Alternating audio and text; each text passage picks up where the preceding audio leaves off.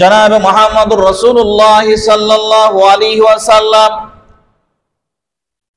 উম্মতকে উদ্দেশ্য করে বলেন, উতিয়াত উম্মতি খামসা খিসালিন লাম তুতা উম্মাতুন ক্বাবলাহুম।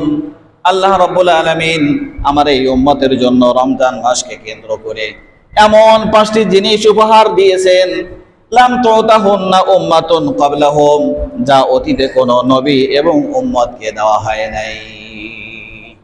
শুধুমাত্র আমাকে আমার উম্মতকে দেওয়া হয়েছে, যা অতীতে কোনো নবী এবং উম্মতকে দেওয়া হয় নাই। কয়টা জিনিস দেওয়া হয়েছে? 5টা জিনিস দেওয়া হয়েছে। তো যে 5টা জিনিস দিয়েছেন, এটা পেয়ে রাসূল করিম সাল্লাল্লাহু আলাইহি সাল্লাম খুশি। তো আমাদের নবী যেখানে পেয়ে খুশি, উম্মত হিসেবে আমরা খুশি না বাজার? জোরে বলেন, খুশি না বাজার? তো কেমন খুশি? শুধু খুশি হলেই হবে না, পেয়ে যদি শুধু খুশি হয়েই সন্তুষ্ট থাকি এতেই হবে না, এই 5টার উপরে আমল করতে হবে কি হবে না? আমল করতে হবে। তাহলে এখন দেখা যাক আল্লাহ রসুলকে আল্লাহ তাআলা এবং তার উম্মতকে এমন 5টি জিনিস কি দিল, যা অতীতে নবী এবং উম্মতকে কাউকে দেওয়া হয় নাই।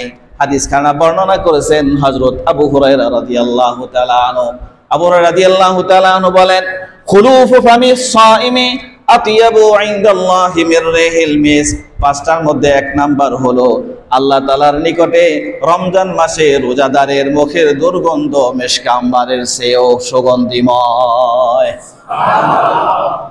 তাহলে রমজান মাসে একজন রোজাদার, সে হোক পুরুষ চাই নারী, তাদের মুখের দুর্গন্ধ আল্লাহর কাছে মিশক আম্বারের চেয়ে পছন্দনীয়। এইটাকে যদি সুযোগ মনে করে নিয়ে এক শ্রেণীর মানুষ আছে যারা মুখ পরিষ্কার করা থেকে বিরত থাকবে, আরে মুখের দুর্গন্ধ আল্লাহর কাছে পছন্দনীয়, তাহলে বিরাস করা মিশক করা সব ছাইড়া দিলাম। এটা হলো অপরিচ্ছন্নতা। এটা কি ভাই? অপরিচ্ছন্নতা। আল্লাহ রাসূল সাল্লাল্লাহু আলাইহি সাল্লাম মুখকে এত পরিষ্কার করতেন। আয়েশা রাদিয়াল্লাহু তাআলা আনহা বলেন, রাসূলুল্লাহ সাল্লাল্লাহু আলাইহি সাল্লাম এমন ভাবে মুখ পরিষ্কার করতেন, আমার আশঙ্কা হইতো যে নবীজির মারি ছুলে না যায়, এত বেশি মিসওয়াক করতেন মুখ পরিষ্কার করার জন্য। আর মিসওয়াকের বর্ণনার মধ্যে বলা হয়েছে, একজন মানুষ যখন মিসওয়াক করে নামাজের শুরুতে, ওযুর মধ্যে মিসওয়াক করে নামাজে আসে, নামাজের মধ্যে মিসওয়াক করা ওযু দিয়ে নামাজে হাজির হয়, রাসূলুল্লাহ সাল্লাল্লাহু আলাইহি সাল্লাম বলেন, এই নামাজের আমল নামায়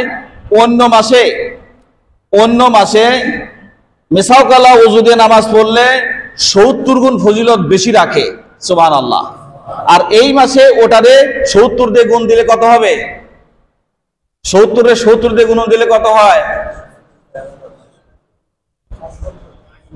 সংখ্যা যত দূরে যাক, এই পরিমাণ সওয়াব আল্লাহ তাআলা তার আমলনামায় দান করবে।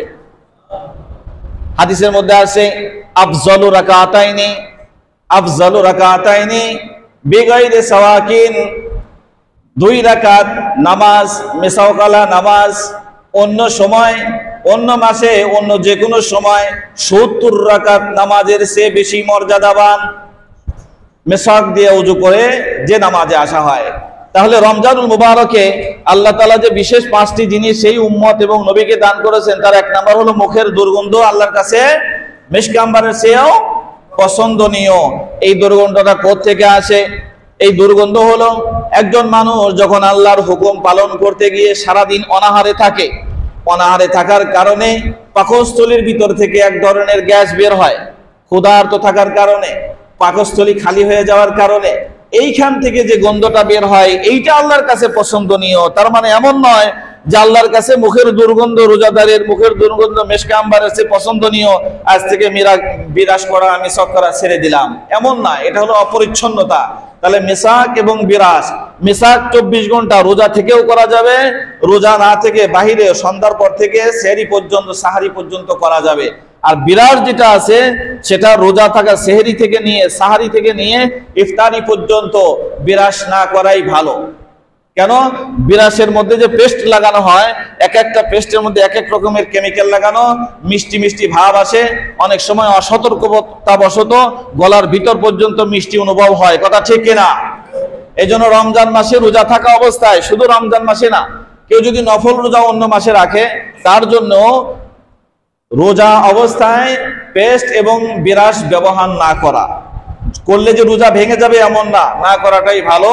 আর মেশাক 24 ঘন্টা, কি রোজা কি রোজার বাইরে, সবসময় ব্যবহার করতে পারবে।